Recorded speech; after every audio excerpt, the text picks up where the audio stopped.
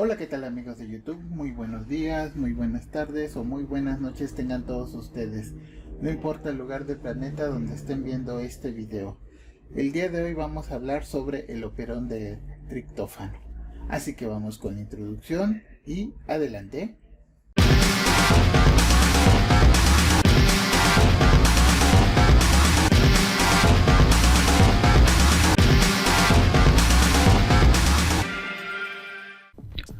Operón de triptófano.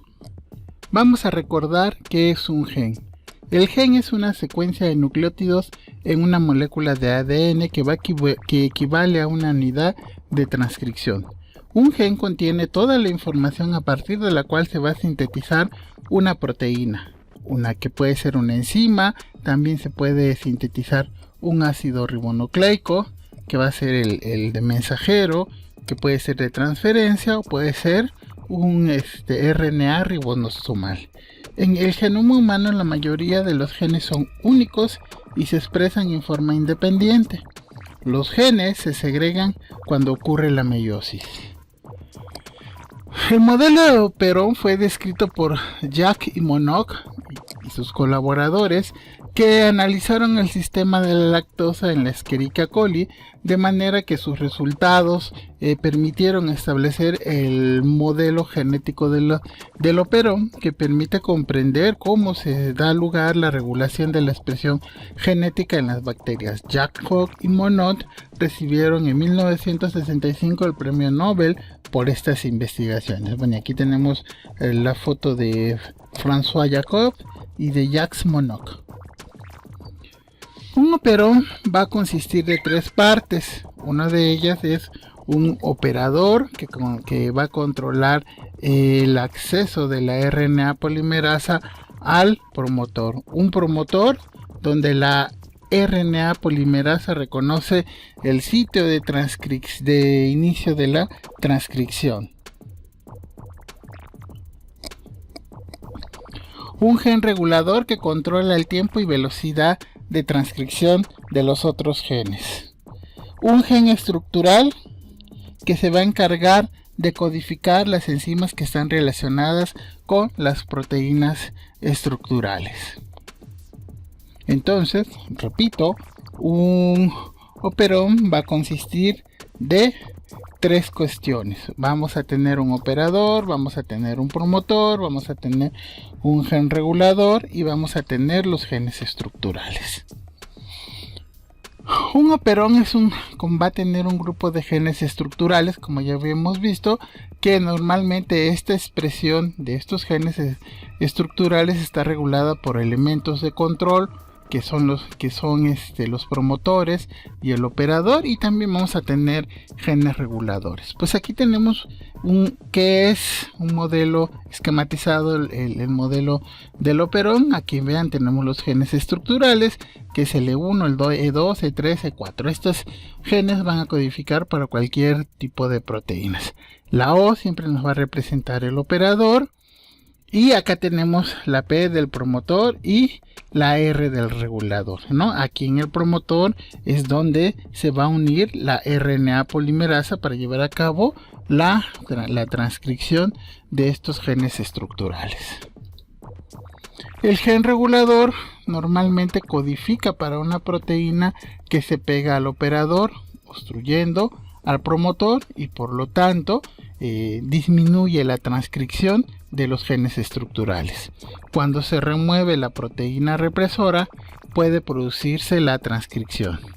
El operador y el promotor son sitios de unión sobre el ADN y no se transcriben. Y eso lo tienen que tener muy claro. Son sitios de unión y no se van a transcribir.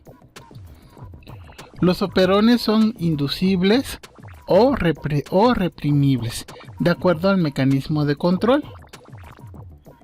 Operones inducibles, por ejemplo el operón de la lactosa, que abreviadamente se denomina operón LAC, es un sistema inducible. La proteína reguladora, producto del gen regulador, es un represor que impide la expresión de los genes estructurales en ausencia del inductor. El inductor en este caso es la lactosa. Si no te acuerdas cómo funciona el operón de la lactosa, al final del video te dejo un enlace para que puedas ver cómo funciona el operón de la lactosa.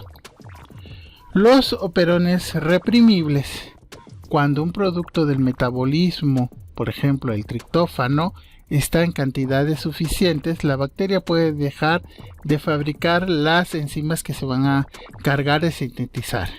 En este sistema, el producto funciona como un correpresor uniéndose al represor, y de este modo detiene la síntesis proteica. Es decir, cuando tenemos suficiente cantidad de triptófano, este mismo provoca que se une al represor y provoca que se inhiba la síntesis de las enzimas que se encargan de sintetizar el aminoácido triptófano. Ven, aquí tenemos cómo está constituido el operón del triptófano. Tenemos el correpresor, que ya vimos que es el aminoácido triptófano. Tenemos el gen regulador, que va a producir la proteína represora. Tenemos el promotor, que ya sabemos que es el sitio donde se va a iniciar la transcripción de estos genes estructurales que tenemos acá, que son TRPE, TRPD, TRPC, TRPB y TRPA. Y acá tenemos la región del operador. Y aquí tenemos cómo se encuentran distribuidos todas estas regiones que acabamos de ver acá arriba en el cromosoma bacteriano. El gen regulador, este es el ADN, se encuentra separado de los elementos de control, que son los promotores, y la región operadora. Y acá tenemos los genes estructurales. ¿Qué ocurre cuando en la bacteria hay suficiente cantidad de triptófano? El triptófano, como ya habíamos visto, va a ser un correpresor.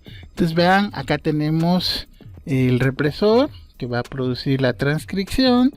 Aquí tenemos un RNA de mensajero, y esto pues obviamente se va a traducir en una proteína represora inactiva. Como ya habíamos dicho, cuando hay cantidades suficientes de triptófano en el interior de la bacteria, entonces el triptófano va a actuar como un correpresor. El triptófano se une a un sitio específico de la proteína represora que está inactiva, hace que cambie su conformación, y ahora esta proteína represora inactiva se convierta en un represor activo. Este represor activo se va a unir a la región operadora, y cuando sabemos que hay una proteína en la región operadora, esto impide que la RNA polimerasa se una a las regiones promotoras, y por lo tanto no hay transcripción, o hay una pequeña transcripción de estos genes estructurales.